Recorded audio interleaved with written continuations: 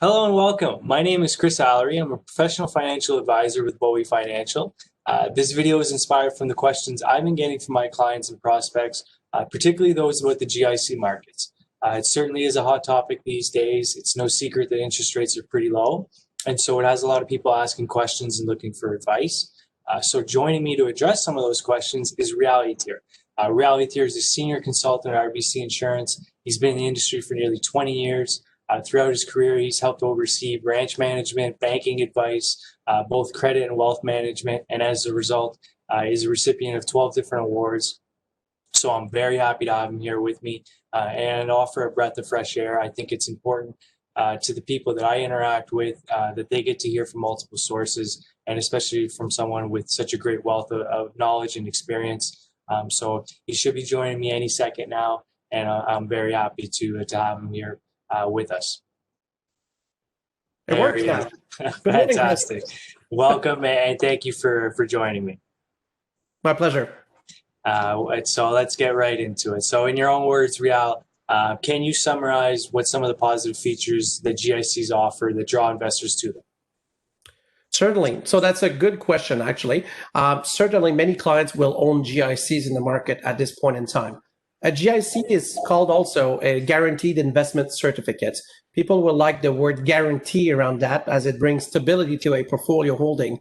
It will not suffer from what your neighbors, friends, and perhaps yourself have lived through the market saying, whoop, there's a lot of highs and lows that happen. The GIC itself is a stable rate of return that is guaranteed to you. Essentially how it works is you agree to lend the institution a certain amount of money for a certain amount of time in exchange for a percentage point of a return. So this is guaranteed. There's no negotiation part where there's no surprise saying, well, I thought I was owed, but I didn't get that. Now, it gets really good for some clients in terms of retirement planning because you don't have to live the fluctuations. There are many types of GICs that are out there in the market. You could talk about cashable GICs, which normally will yield a lesser amount of rate of return because it's cashable at any time. There's the locked-in GICs, which mean you have a term. It could go from 1, 3, 5, even 10 years or more, depending on where you do your banking with. And also, there's the newer comers, let's say. So there are market-linked GICs, and these are tied into the market and are associated to a specific type of return based on the market situation that's happening. Okay, absolutely. And they've been a great fit for investors for a very long time, specifically those that are dependent on their funds or simply can't stomach the idea of losing in the market. But of course, just because you're not losing in the market doesn't necessarily mean you're gaining on your investment. So again, in your own words, could you maybe elaborate on some of the cons of GIC investing? Of course. So in terms of the drawback that a GIC might suffer from, you've heard me talking about the fact that you have a contract. Now, the said contract means that your money is locked in for that certain amount of time. So the main drawback is that access to liquidity. You've set a contract for 5 years. It means that the institution holds the money for 5 years and you cannot access that in case of an emergency, such as a leaky roof or unsudden, let's say, health situation that might have arisen from unforeseen issues. Now, this is a main concern. So having your money locked down, you always need to have something on the side that is liquid. You need to have access to liquidity, but that's not the only issue. Taxation as well will be a major impact. Don't forget that the GIC is normally 100% taxable because it's interest. And this is something that is a bit of a drawback. So combining the fact that you have lesser access to liquidity and historically low rates that we're suffering from, we're basically seeing that the capital erosion. What it means is that you have invested this, let's say your pool of money, you think you're earning X amount of interest, but after tax and inflation, often your pool of money actually reduced in value. Although you might not see it in the portfolio, the interest rate risk means basically we're not making enough interest to offset with the rise in living. Everything costs more yearly. It's very rare that when I say it's the same price as is 1980, things change. And unfortunately, the GIC return that they're giving you has not followed through yet. So until rates change, there are other aspects as well that you could look at or as alternatives, let's say. Okay. And specifically when referring to liquidity risk, what would be a possible alternative to address that issue? Yeah. So in terms of alternatives, it certainly is it's a very large type of question, because we can go into a simple offering when we look at the everyday news, and a client could be tempted to say, oh boy, there's a lot of information. There's many types of product out there. It can actually range from owning a GIC, like we spoke, or having simply keeping your money in your bank account. So that's something we've all wondered about. Well, then again, you're exposed to the rate risk, where that money does not generate interest and it loses value over time. Now, there's other aspects like mutual funds. Mutual funds are offered across the industry by many institutions, and what they are is that they are a pool of investors that will invest across the market. Depending many types of risk situation, you can fit many type of advisors into that situation. The one that we like to, as a comparable to GICs, is a segregated fund.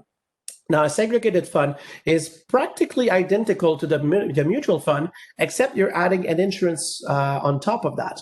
Let's put it more simplified. Let's say you invest your money and there's a guarantee on this that your money is going to be worth X amount, whatever happens. So you bought an insurance while still being invested in the said market. So you're not living as much risk as you thought because you're protecting the money for your family, your spouse, or your husband, or even your kids. So there's less risk that is added at the overall inside of the portfolio. That would be one of the solutions. But there's also ETF, there's also bonds, there's also equities, but these usually don't really fit well the type of GI. We'd like to go more conservative investment. Absolutely, and that certainly makes sense, because you're certainly not going to go from one spectrum to the other, right? You're not going to go from being someone that likes to hold their money into savings or GICs into launching into the stock market to be rushing to buy some Amazon stock or GameStop stock. I should be mentioning, I guess, right? Quite accurate. And I think another important note is you did mention 10-year or maturity guarantees associated with segregated funds. And I think there is always some level of clarity that needs to be provided, that there is a difference between a segregated maturity guarantee and a GIC maturity guarantee. Care to elaborate on that for us, please? Of course. Now, there's a lot of intricacies within the guarantees, and as much as the intricacies of finding which type of product is best for you. I'll try to summarize it up for you very quickly. However, for the viewers, that's why you have a financial advisor such as Kris, Sarah, and Bowie Financial. They are essentially your GPS across everything. You set in the destination, and they'll help you bring you to the set destination, navigating through all those little intricacies that are guarantees, lock-in money, type of product. So if I were to answer simply the maturity portion, we could be confused when we're talking about 10-year maturities, right? It could be meaning that technically, am I going to lose access to my money for 10 years, like the GIC? Well, same kind of wording, it's not true. Now, the maturity in a GIC means that you've set that money, and until the maturity comes in, you don't have access to the capital most of the time. Now, with a segregated fund, the maturity, it doesn't mean that at all. It just means that if you hold your money until that date, you get to claim the guarantee that's tied into the package that you pick. But you do have access to your money anytime. It is fully liquid. You call Kris or Sarah, they'll send the money, and usually it takes between 24 to 48 hours, and you have access to your funds. So there's no worry that your money has been locked in. It operates in a very very different way than the traditional GICs would do. Fantastic. So it's a great way, as you mentioned, to address that liquidity issue we were speaking about earlier, while still remaining conservative, remaining in the market, and having a huge level of protection on your money. And so I think the question that most viewers are interested in is associated specifically about conservative investors. Can they still be making decent returns with the super low interest rates of today? And specifically, what is RBC doing to address those issues? All right, Kris. So those are the hardest questions we can ask. So thank you on behalf of your viewers. So I'll take it two parts because it's a very broad question and the answer could last a couple of hours. But if we segment into two different portions, there's something that we always miss, and that's called taxation efficiency. So I'll compare just that part about the taxation efficiency because it is an intricate part of your returns. let's say that you're thinking that you're making 5% rate of return in two different type of investments. One is taxed at 50% and one is taxed at 100%. On your statement, you might see 5%, 5%, although it's not true, because once you're done paying to the government the dues, you're left with 2.5, while the other might actually be left with 4%, depending on how you're actually going to see the taxation play into the account. So we'll always take a look at the taxation aspects. And as you do as well in your team, taxation efficiency is always a focus to in return. A GIC is always 100% taxed because it is composed of interest. Now, an alternative portfolio, let's say a secure portfolio, or not totally secure, but I would say a conservative type of portfolio, might own 80% bonds and maybe 20% equity to offset what happens in the market and generate a bit of alpha. But the components of that means that it's not 100% taxable at interest level. So not only you're making a better return, but also it's less taxable. So you're saving on your overall taxes at year end. So it's a double-edged sword where you're seeing, well, I'm making return and I'm saving taxes at the same time. So that's part one of how you can make return, by making wise decisions. The second part is finding the right partners. Now, in terms of the broad the market offering, there's many solutions, and I know that the Bowie team has access to every one of them. So when you look per client, we'll talk on our end mostly of conservative funds. A conservative package will take fund of funds that are auto-managed. What it means that you don't need to worry if something happens in the market. Watching the news and we see something happen in Asia or anywhere, and we're like, oh, is that going to impact my portfolio? Should I call my advisor because I'm worried about this?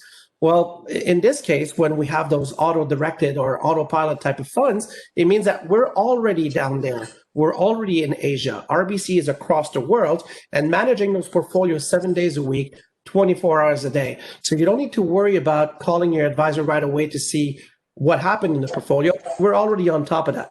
Now, keep in mind, do call Kris, Sarah, and the team at Bowie Financial because they want to talk to you and they can, explain and send some marketing pieces on what's happening. But just know that we're already on top of it and making sure that you get the best return for your money. Now, how do we generate return?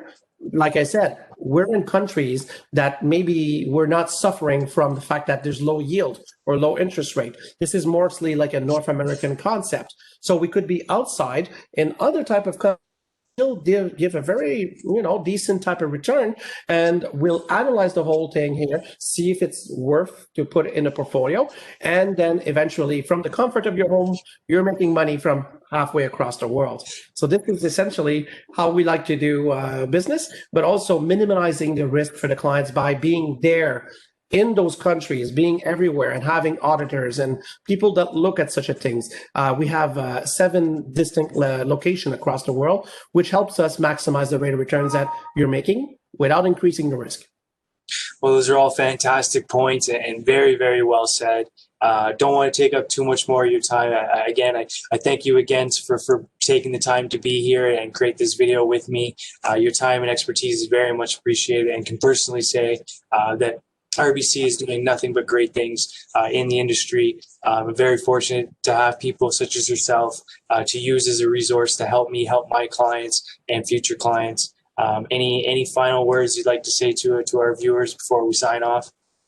Well, Kris, I just wanted to take a few seconds to thank you for having me over. It's been a pleasure. You got some really good questions. Looking forward to the next event that we'll talk together. In the meantime, I want to wish you and your viewers, stay safe and stay healthy. Absolutely. Thank you.